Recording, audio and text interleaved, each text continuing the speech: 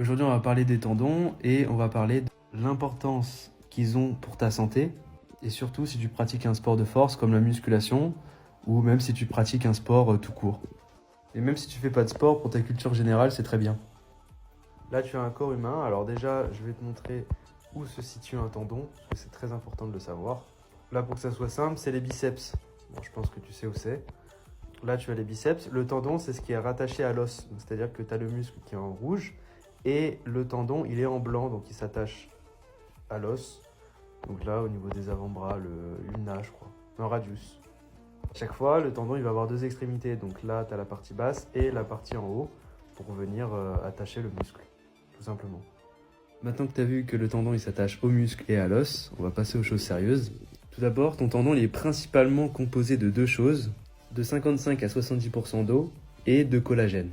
Ensuite, une chose qui est hyper importante à savoir et que tu dois comprendre, le tendon, il renferme peu de cellules. Bon, pour te faire simple, ça veut dire qu'il y a très peu de circulation sanguine. Ce qui fait que ton tendon, en fait, il met 3 plombs à récupérer, parce qu'il y a très peu de circulation sanguine.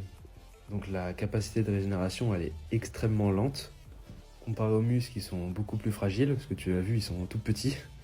C'est variable, mais tu vas avoir le muscle qui récupère en 2-3 jours, des fois un petit peu plus, des fois un peu moins.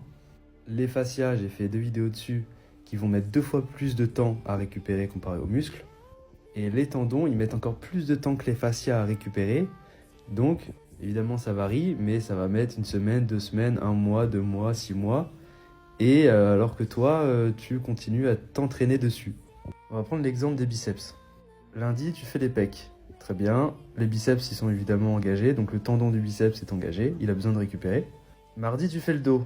Pareil, le tendon du biceps, il n'a pas du tout récupéré parce qu'il a fait les pecs la veille. Tu vas laisser un petit jour de repos. Jeudi, tu fais les bras avec les épaules. Pareil, le tendon du biceps, il a été engagé. Et vendredi, bon, si t'es un homme, c'est peu probable que tu le fasses, mais tu fais les cuisses. Tu te dis, je vais faire des squats. Super. Tu vas mettre en tension le tendon du chef long du biceps quand tu vas mettre tes bras vers l'arrière. Donc pareil, ils n'ont pas récupéré.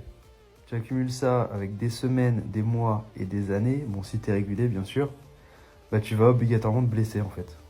Si tu es ici, je vais te donner la solution pour éviter au mieux que tu aies des blessures. C'est tout simplement d'alterner des séances lourdes et des séances légères en série longue. Pourquoi ?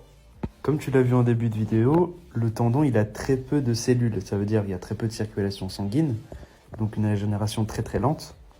Et le fait de faire des séries longues, ça va justement amener du sang au niveau du tendon, ce qui va accélérer la régénération en faisant bien sûr des exercices avec des charges légères, pour pas que ça soit traumatisant pour le tendon. En plus de te supplémenter en collagène, puisque ton tendon il est fait de fibres de collagène, et pour faire simple, plus ton tendon il accumule des fibres de collagène, plus il devient très fort, comme sur la photo. Et à l'inverse, si ton tendon il a très peu de fibres de collagène, il va être beaucoup plus petit, comme on peut voir sur la photo, et donc beaucoup plus fragile.